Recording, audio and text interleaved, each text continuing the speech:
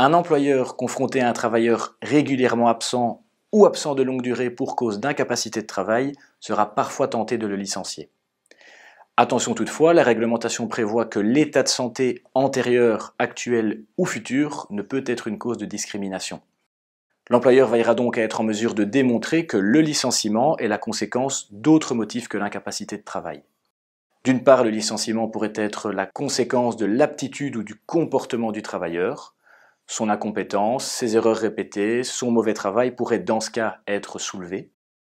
D'autre part, la décision pourrait se baser sur les nécessités de fonctionnement de l'entreprise. Les conséquences organisationnelles ou financières de l'absence du travailleur peuvent être justifiées, par exemple, par des absences fréquentes, de longue durée et imprévisibles. En cas de litige, les juges tiendront compte notamment du poste occupé par le travailleur, de la taille de l'entreprise, de la charge de travail à laquelle il faut pallier ou de la durée des prolongations. Dans un cas comme dans l'autre, l'employeur devra être en mesure d'apporter des preuves solides. En cas de litige, si le travailleur peut convaincre le juge qu'il existe parallèlement à ces éléments au moins une suspicion de discrimination fondée sur son état de santé, c'est à l'employeur qu'il reviendra de prouver le contraire.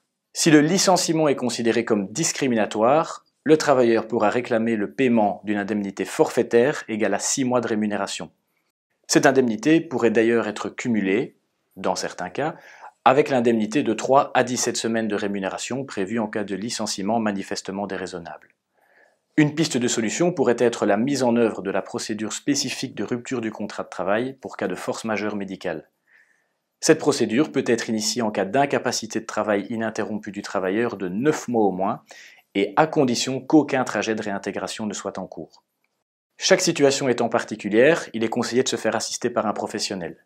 N'hésitez pas à prendre contact avec votre secrétariat social.